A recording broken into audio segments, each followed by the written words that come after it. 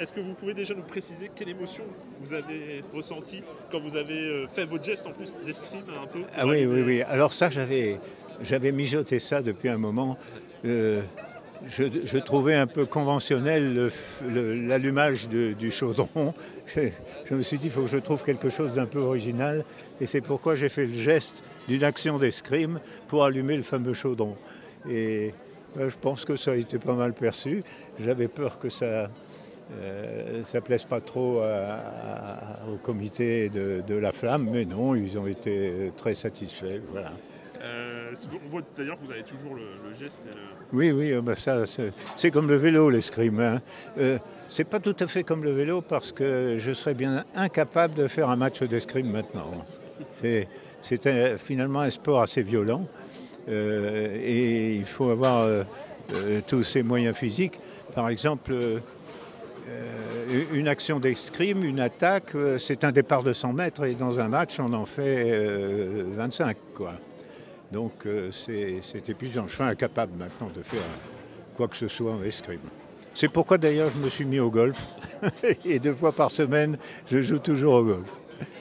On vous a vu énormément profiter, c'est-à-dire du début, même Oui, avant de voir arriver la flamme, et puis pendant oui, contact avec les gens, le sourire, oui. c'était évident. Enfin, ça, Et c'était évident, j'y ai pris beaucoup de plaisir en effet, et j'ai ressenti de la part du public un retour. C'est ça qui m'a vraiment passionné là. L'échange avec les enfants, vous avez raison, qui était aussi parce que j'ai une grande famille, j'ai 7 petits-enfants et 8 arrière-petits-enfants, parce que j'ai 91 ans, l'Est est clair, vous le savez, parce que vous avez fait une grande page là-dessus.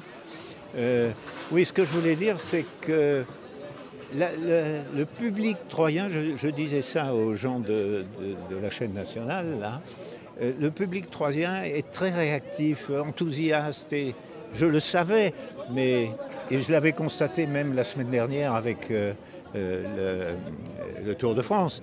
Mais alors là, j'ai été subjugué par ça. On sentait une ferveur, une amitié des gens, tout le monde était heureux, et moi le premier, bien sûr.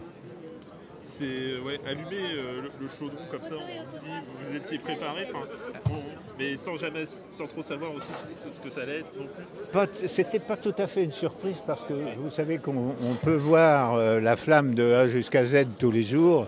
Alors quand j'ai su que je devais allumer le chaudron, bien sûr j'ai regardé la flamme dans les autres localités. Hier à Auxerre par exemple. Non, hier c'était Dijon je crois, c'était Dijon, avant-hier à Auxerre.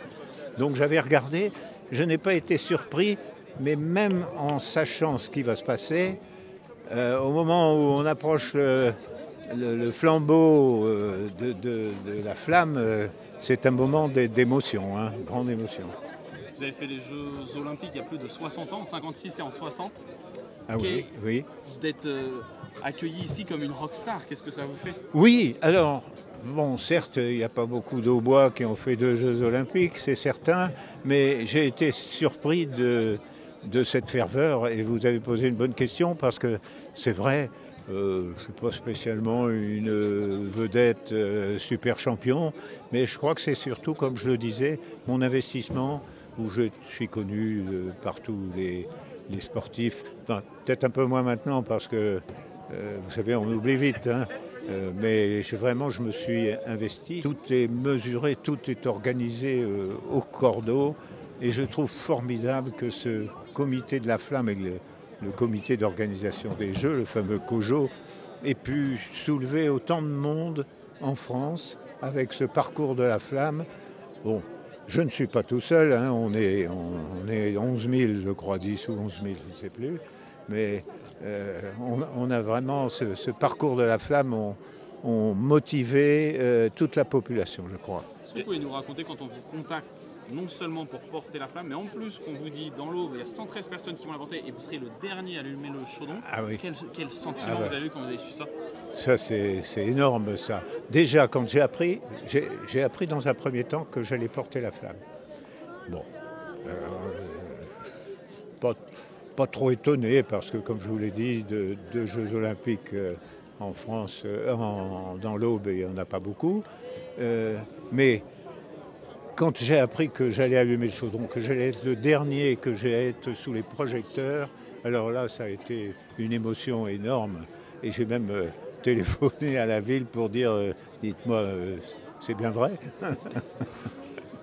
Est-ce que vous avez conscience que vous avez vécu un truc qu'on ne vivra pas déjà avant peut-être un siècle en ce qui me concerne, si vous pouviez me promettre de vivre encore ça dans un siècle, je vous dirais, je suis partant.